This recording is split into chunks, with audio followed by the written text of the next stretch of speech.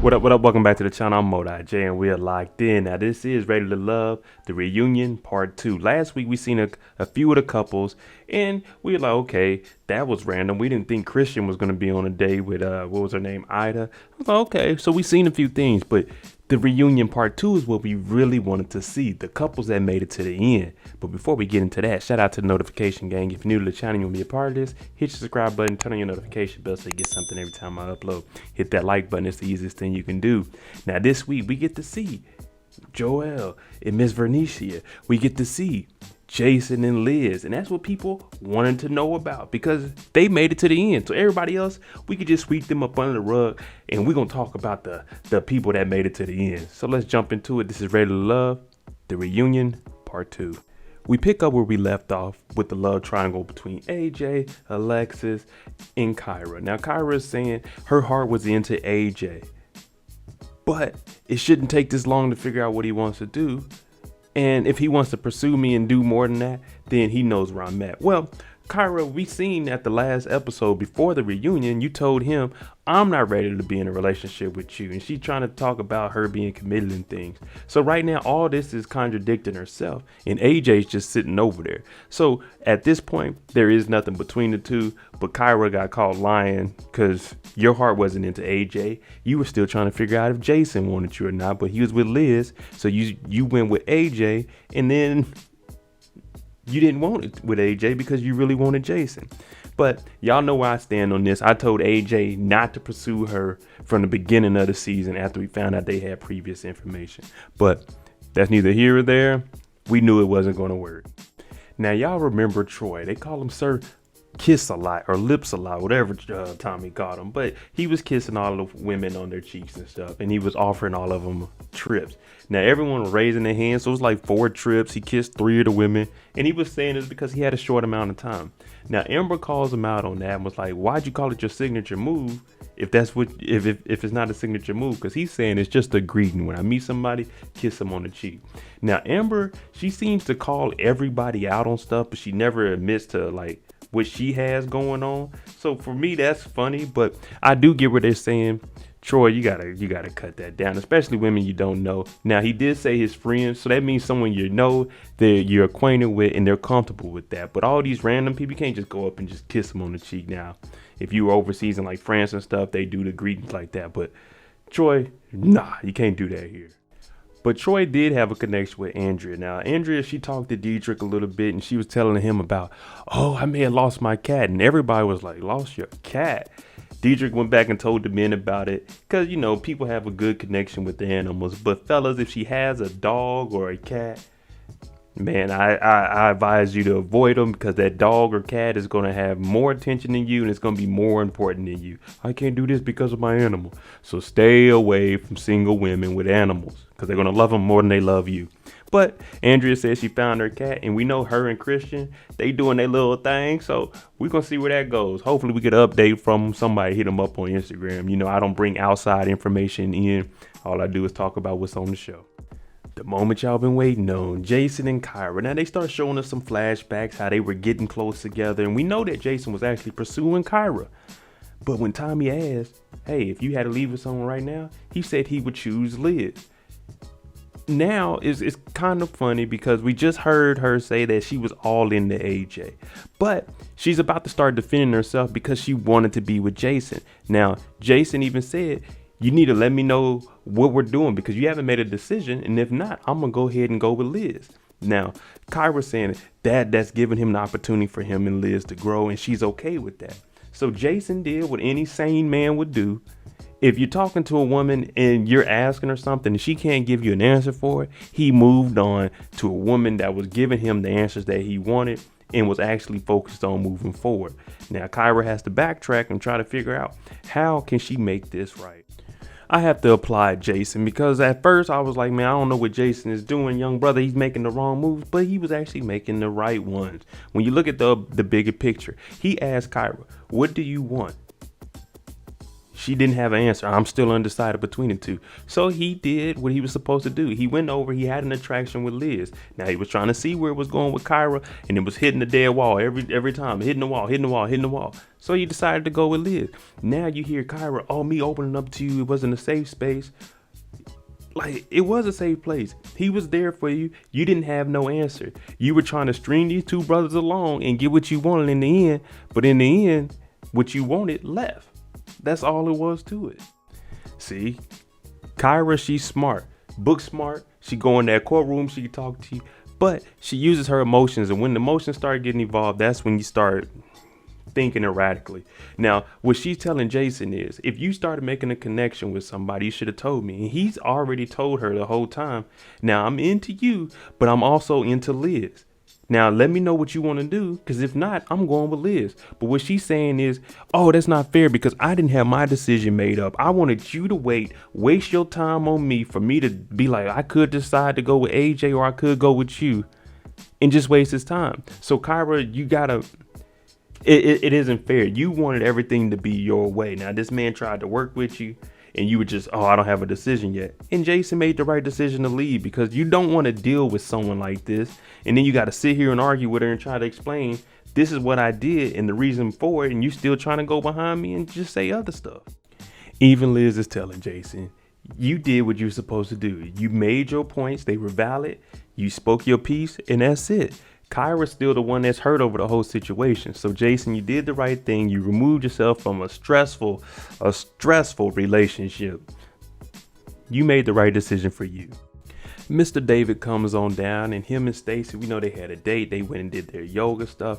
But the big topic was him asking for a password. Now he's just saying, when you get into a marriage, that's his end goal. When you get into a marriage, he feels like everything should be together and should nothing be held as a secret. So that's the only reason he was asking for the password and stuff. Me personally, I wouldn't ask for no password to any social media, because if I'm gonna trust my wife, then I'm gonna trust my wife. We know dudes are gonna hit women up all the time, but you just gotta trust her not to respond.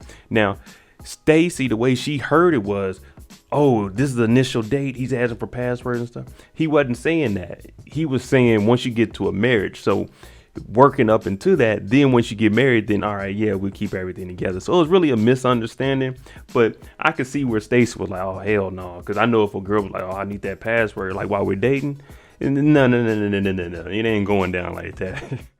Just like I was saying, because Tommy asked everybody, all right, we're going to do it on marriage. If you're married, would you share your password with your significant other?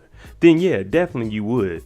And I don't have nothing against that, but it was just a misunderstanding during the conversation. So that's why I always say, if you don't understand something that somebody tells you, ask them, elaborate on that. What do you mean by that? Because he was talking about marriage. He was defining marriage and building up the trust until then. So I definitely see where he was coming from, and I can see where Stacy was coming from. It was just a misunderstanding, but David wasn't wrong for bringing that up, because that's what he wants in his marriage. Even Stacy says she agrees that in marriage, that'll be good. And it was a misunderstanding on both parts. So that's the same thing that happened with Chris getting kicked off with Nia last year. He said splitting the bills, and she didn't understand what he was like. She didn't fully understand what he was saying, and she would just ran back and tell everybody, oh, he's splitting the bills. No. Just like this. Oh, David talking about giving up the password. But she didn't explain it how he said it, and he said in marriage, not in a relationship. So after that, she understood, and everything's good. They said it could possibly have been different if that understanding was and communication was better back then. Joel and Miss V. Now, this is what we all been waiting on. Now, I thought these two, they were going to probably be the two that made it the furthest. So we're getting to see a little flashback of them meeting each other, but let's get into the nitty gritty. Let's see what's really going on with these two. We get some never before seen scenes, and it's Joel and Miss V. They out on a date. He got her blushing. She got, what I'm saying? She like, oh, you make me smile. You make me laugh. I feel comfortable. I can talk to you. So this bond that they had, we all seen the same thing. They did have that little rough patch when they were at the little ranch, and, they got into it, and he ended up apologizing. But other than that, They seemed like they were the perfect fit. When they met each other's families, it was seeming like it was going good. But our relationships aren't straight up. It's going to have some downs to them. And now the truth comes out. Since the filming stopped, they haven't been talking as much as they were talking. And she feels like he was blaming her on trying to move too fast. But we all seen that the relationship seemed like it was going at a steady pace. And I thought, hey, pre-made family, they're going to just blend together and they're going to move forward. But she's saying that it was something that changed with Joel that she wasn't really feeling. I mean, I'm not sure because I'm not into their personal life. But, hey, if he said that she was moving too fast, then maybe everything he was doing was for the show. And he was like, oh, wait a minute, I ain't really trying to be in no relationship after after the cameras went off. Joel's like, all right, so I guess they were in a relationship. Neither one of them ever said we were in a relationship. They were just talking to each other. Now, after the filming, she said he changed up. He was friendly with everybody, but he started to neglect her. And Joel, on his part, he's like, nah, I've been friends with everybody except for 2 people. I had everybody's number. I was interacting with them because it still is networking. Outside of the show, it's still networking. So she's saying he was friendly with everybody. And he's like, if it was up to V to tell the story, my last text message would be me saying I was dating Stacy. And Vernicia saying, well, he was, word on the street is he was dating Stacy. He's out with Chrysanthemum. Word on the street. What street? What street? Someone in here told you? Like, it ain't no street. If you have a concern or a question, go talk to the man about it. Don't go to the streets and try to figure it out. I never understood that. Hey, Mo, such and such said, okay, well, let me go talk to the person that they saying it came from and see if this really happened. I don't go to the street. Ain't nobody on this cast panel the street. Just as I expected. The whole thing is misunderstandings. Now, Joel says, no, I don't have a girlfriend. What me and Vernicia are doing is we're taking our time. Now, he said he never went on a date. He went out to watching events, to watch parties, which is respectable. You see everybody going to watch parties with each other because that's what you do, is networking. But when someone asked him how is him and Vernicia doing, he said they're taking their time. Now, going on dates and dating somebody, okay, we're going on dates. Boom, we're dating. But us being in a committed relationship, that's different. Now, he told her he doesn't want to date anybody. He hasn't went on any dates. So he isn't wrong for that. He went out to watch parties. So it's just a whole misunderstanding. No one ever made it clear that they were in a relationship. They were just dating. And this is all Vernicia saying this. She never said we was in a committed relationship or anything. So Joel going out to watch parties, I don't think is wrong. He said he's not dating anybody. So what's the issue here? Thank you, Tommy. Tommy asks Miss V, where are you hearing this from? And she's like, the cast. That's what I'm saying. You're not hearing this from the streets. The cast is in the streets. Y'all 35 years old, 35, 40 years old. Ain't no one in here the streets. If you're hearing it from someone in the cast, then just say someone in the cast told me about it. You ain't got to out them, but come on, it's not the streets. We ain't kids anymore. You're hearing it from the cast members. Miss V, she calls out Stacy and she's like, well, you were overstepping some boundaries. I seen you in the corner putting your hand on his chest and stuff. And Stacy like, overstepping what boundaries? We just heard you guys were only dating. Y'all weren't in a relationship or anything. But her and Joel, they're denying anything happened between them two. So, I mean, at this point, all I can do is take their word for it. I mean, I personally don't care, but it is what it is. And Stacy was like, you were kind of aggressive with me, Vernicia. And she was leading back to saying you was overstepping the boundaries. So that's another thing. You're upset with somebody, but you haven't talked to them and seen what it really was. Because Vernicia did apologize. And she said, if it isn't true, I apologize about it. But you see how this could have all been handled earlier and we wouldn't even be in this situation if you would have just went to Stacy as a woman and talked to her and said, hey, this is what's going on between us. Is there anything between you two? Or going to Joel and asking him about it.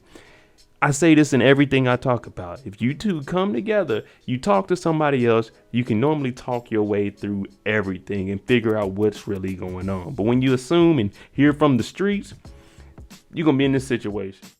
Now, Joel is speaking his side and Vernicia, she ain't trying to hear it at all. And he's saying she's trying to dictate his life and trying to push up and move things how he doesn't want to. He said the first example is, she was talking about, I want to come spend the night, start staying at the house several nights out the week. He was like, oh, no, we not doing that right now.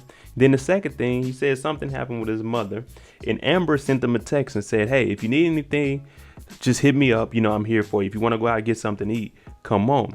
Now, Vernicia and Amber, they actually spoke to each other, and Amber was saying you would be mad if Joel went on this little lunch. It wasn't even a date. It was just comforting, like, all right, something happened to you.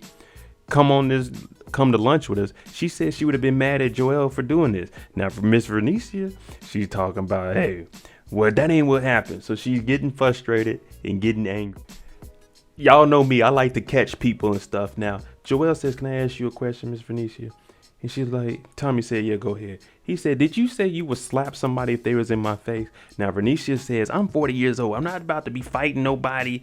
You know what I'm saying? Especially not over the man. He's like, nah, it ain't over no man. And she says, you take what I do and try to change the narrative, and you don't come back and talk to me about it. Now, didn't she just say she heard from the streets that him and Stacey were dating, but she didn't come to him about it? So she just contradicted herself. And usually people, they do this because they just letting their emotions take the best of them and they aren't thinking clearly. So it's just a whole contradiction. And they said that she's being aggressive. And this is one of those moments where it's like, I'm trying to flip everything on you, but you just told us you didn't come to Joel and talk to him about nothing. You just heard in the streets and got angry about it. I'm with Tommy. Now, Joel says he doesn't think this relationship can go any further than what it is. And what Tommy was saying is you two were the couple that we all thought was going to make it. I really thought that they was going to make it. My top two was Chris and Amber, just because I think Chris is laid back and he's like, hey, I got mine, I'm good. But I thought these two were going to make it. Now, for Venetia, she's saying she don't have to be doing this. She's not about to be chasing after no man. She, you know what I'm saying, she could be pursued. But if that was the case, you wouldn't have came on the show in the first place if you had that many options, unless it was for personal gain, exposure and stuff, you know. But that's neither here or there. All I'm saying is Joel was chasing you. It didn't work. Come on, we gotta move forward. Now, I wish her the best of luck out here. But if that's the case, then I'm sure she has a lot of men out there waiting on her, especially after this show. She's a beautiful woman. So, hey, fellas, hit her up. Joelle goes back to Alexis and she's like, it ain't cool at all. That's what everybody was expecting you. But for a man, I don't care what the expectations of anybody on the outside looking in. I'm doing what is best for me. So Joelle says, you know, it's cool. You know, whatever everybody else's expectations are, who cares? Because they don't dictate your life. They don't run anything in your life. So never care about what everybody else's expectations of you are, especially in your own personal life. Diedrich, he's a good guy. He's in the back and he's talking to Venetia. Because I'm pretty sure everybody on this cast, they have some sort of relationship. And he's like, hey, man, you know, try to figure it out. Because he's into you. He's just scared of you. He doesn't want to take it there yet. Now, I don't know the intertwining details, but he must know something we don't know. And he's trying to just say, hey, you know, this is black love. It's going to be rough. It's not always going to be easy. So y'all need to try to figure this out. But Venetia's like, nah, I'm good on it. I'm good. David and Liz. Now, this relationship was kind of funny. In the beginning, these two Christians, they were at it. ChristianMingle.com. They were on it. Liz even said, oh, David has my heart. But you remember the date where he told the friends, in front of the friends, hey, Liz, what you do today? You on another date with Jason? You kiss him again? Like, come on, man. You can't do that. You can't throw a woman under the bus. You shouldn't be throwing anybody under the bus, but especially not a woman that you're talking to. And then we had the big blow up at the end where he was getting kicked off and he wouldn't let Liz speak. I was like, man, I was rocking with David. He seemed cool, but when he pulled this stunt, I was like, man, bro, I ain't got nothing against you personally, but dog, you can't be doing that, man. Me and Tommy, we seeing the same. I got to side with Liz. Even if there is something else that was going on, you still got to give the woman a chance to talk. It wasn't like she was being disrespectful. She wasn't over talking you. She wasn't being loud. So she invited you out to talk to you. At least give her the opportunity to talk. And then he's like, well, off camera, she told me that, dude, she'll get close to him and then they run off and I don't want to be one of them. Tommy's like, we ain't trying to hear that. We on Liz's side. And also, you don't ask a woman, did you kiss another man in front of your friends? You ask her that behind closed doors. That's between you two. You don't embarrass her like that. They go back and forth. David is saying, I didn't throw her under the bus. I just asked. I said that she went on a date with another man and she called me and told me she kissed him. So I respect her for that. Now, Liz is saying it didn't go that way.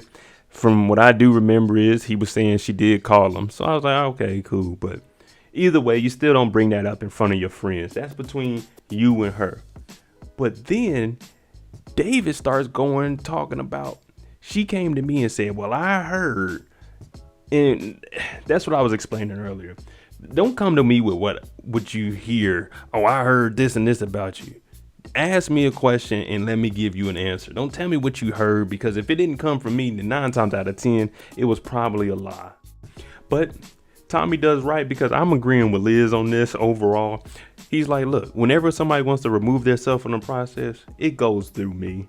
You were trying to quit before you got fired, which is a good thing in some situations. Get up out of there before they fire you, people. But unless you want them benefits, and then you let them fire you, go to unemployment office. But Tommy's like, this is my show. If anybody's going to remove themselves from the process, it's going to be because of me. Look at Liz adapting to the young boy. He talking about my nigga, and he daps her up. They get a kiss. You even hear nephew Tommy talk about, yeah, that was a church hug she gave David. But you see, she handled this accordingly. She handled it like a responsible, mature adult, just like Jason did with Kyra. And they on the same page. So everybody that been hating, oh man, she look like his auntie. They 4 years apart. They on the same wavelength. They making it happen. That's all that matters. Liz and Jason, we get to see what actually makes their clock tick. And for Liz, she's saying honesty. That's just a trait that you can't just find. Everybody doesn't have it. And for Jason, he's like, man, this was the best decision for me. You know, it was calming to him. It kind of slowed him down, brought him to reality. And that's normally what an older woman does for us. You know, you get with her, she gonna get you in line. She gonna get you right. Not saying she gonna, you know what I'm saying? She gonna get you right. Just put it like that. But for these two, they work. You know, it just, they personalities, they both seem laid back, but Jason can also make Liz laugh. And that's what you really want. You want someone you can be a friend with, someone you can trust. And once you have all that, then the relationship is going to be so much easier. Now, Tommy asks, hey, all right, well, how about intimacy? How's that going? She's like, oh, yeah, we're intimate. It's just, you know, I still have my stance. Look at Jason's face. He like, she talking about we hug, we kiss. You're a better man than me, Jason. A better man than me.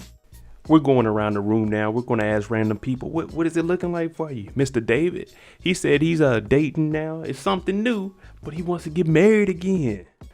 Alexis, she's found her peace. She knows her king is going to come. So right now she's just chilling. When it happens, it happens. He out there. AJ's future plans is he's going to continue to put himself out there. He's going to continue to be on the dating scene. He'll eventually find somebody. I'm sure everybody up here is going to find someone. Now, even though they all have their little relationship with each other from the show, I'm sure that it's going to branch out, you know, that olive tree, like, oh, okay, hey, I got somebody for you to meet. You know what I'm saying? They'll be introduced to somebody, because at the end of the day, this is a networking show. Chrysanthemum, she said she's just going to continue to date. Hey, I told you to call me a couple of episodes ago, but if you don't, you don't. Chris and Amber.